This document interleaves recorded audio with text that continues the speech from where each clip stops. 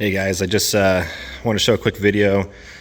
I just finished installing the Kicker 10-inch sub that goes underneath the rear seats here. Just thought I might show it real quick. Installation wasn't bad. It took me about an hour, and an hour means doing it right, doing it clean. There's a few YouTube videos of other people doing it, and I would say that those are pretty accurate with how I did it. I can post a reference of one of the videos in the chat here. But this is it right here. This is a Kicker 10-inch sub. It's a GM accessory. It bolts right here to the seat. There's a bolt right there. And then the other bolt is that hand-released nut there that is for the jack tools. But as you can see, the wiring for the sub is right there. And the amplifier is right here. And if you can see, you can kind of see a little bit of the wiring that's right there. But yeah, it's all under the carpet, and it runs along the passenger side over there. But I think there's been some confusion. I think people think that there's not the bass knob port. There is the bass knob port. Obviously, it's installed now, but there's a little rubber nipple that you have to pull out of the amp, and then the port's there. So look closely; it's there. I just got this delivered to my house from GM, or my local Chevy dealership, about a week ago. So it is the current model. Anyways, so like I said, I guess I'll just do a quick overview of where to run the wiring. So the wiring I pull out through the carpet on this side, and also through the carpet cut that's right there. And it goes underneath the floor carpet there. Let me walk around to the other side. And I can show you essentially where to run the power and whatnot. So the wiring comes out right about here, and you have to pull these out, and they just pull right up. It's not a challenge whatsoever. There's a wire management little piece of plastic there, and it has 4 7mm head screws. You just pull those out, and it allows you to run the wiring through the channel there. So you pull that out, you do that there, and you do the same for the passenger side over here. And it comes along here. You pull this out all in one piece. You pull out this seat finisher here, and then you have to run power to the through the firewall to the battery, and so you just need to pull this little I don't know what, it's just kind of a little carpet finisher here. You just pull it down very carefully, and there is a accessory grommet hole that I took a small drill. I think the drill size I used is probably 3/8, maybe a little smaller than 3/8. I can't remember. Actually, it was a lot smaller than 3/8. I'm sorry. It's probably a 1/4 inch. Drill a hole through the grommet, because the grommet's sealed, and that way you're able to use like a wire lead. If you know about running wires, you can use, like, fishing rod. And that's a wiring term, but you got to have some kind of lead. I mean, heck, if you even have like a wire coat hanger in your closet, you can use that. But basically, what you want to do is fish a wire through, like a coat hanger, through the firewall, and that way you can tape the power leads and pull it back through. Let me go pop the hood and show you what that looks like once you finish getting that done. Sorry, I should have been a little more prepared in the video, but no big deal. All right, so let's pop the hood if I can one-handedly. It's a little tricky one-handedly. There we go. All right, so it's kind of hard to see because it's a big, tall engine here, but essentially there's a hole down there. Again, very hard to see in the video here, but if you pull off the battery cover here, kind of hard to do one-handed, I apologize. See if I can do it carefully, kind of shimmy it back and forth. There we go. Here's the wire. A lot of guys put it to right here, but this is a already fused area, and you don't want to have an additional power source to an existing fused area. So you want to run it to that terminal right there, which then you have your fuse right there for the sub.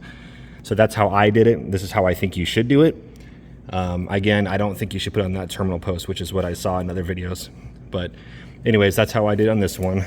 So let's put this battery cover back on, and let me show you how I ran the bass knob. And I can talk about the bass knob and why I really think that should be a suggestion of you should get one. So the bass knob uses like a 3.5 millimeter. It looks like a old school, you know, headphone jack. You plug it in right there, and that's actually it right there, that little black wire. You can kind of see it. And along the same side of how I ran the wire over there, same thing over here.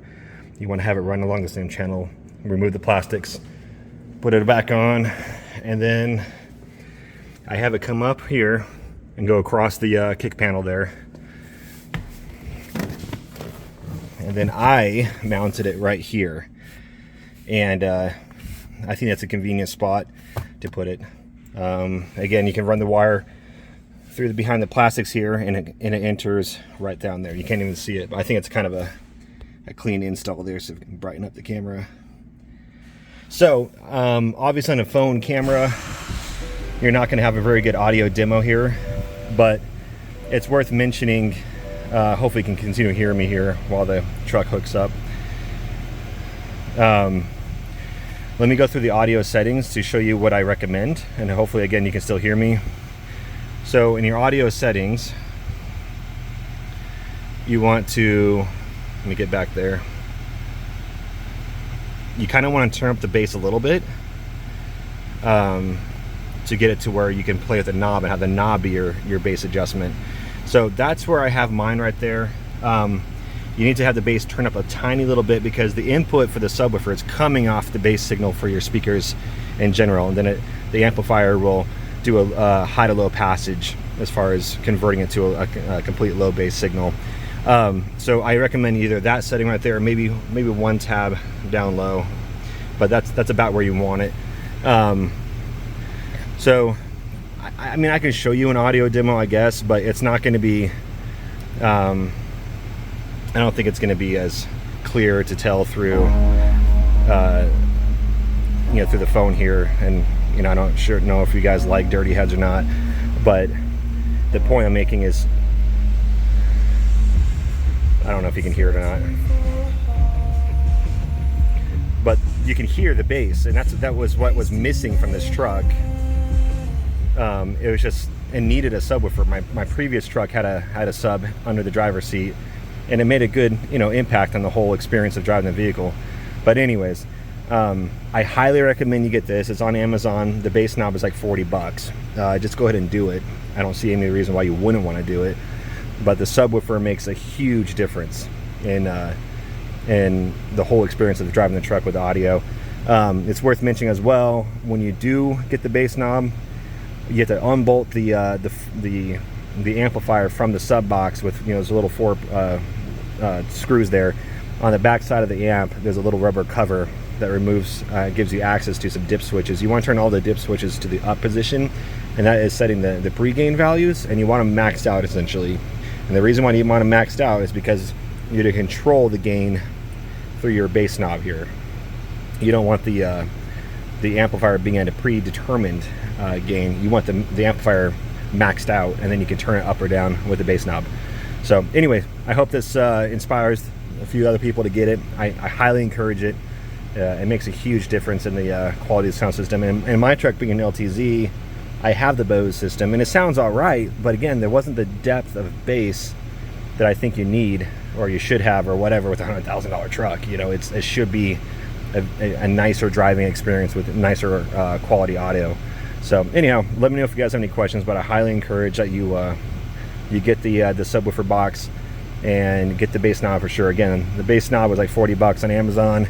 The audio box, I'm sorry, the subwoofer box was, it's like 650 bucks or something. Wasn't terrible, and the installation, like I said, took about an hour, and that was mostly because it took time to run everything, the cabling, very clean-like, very factory-like, and making sure that it doesn't look like butt, you know, when you're trying to show off in front of your friends. Anyway, let me know what you guys think. Talk to you later.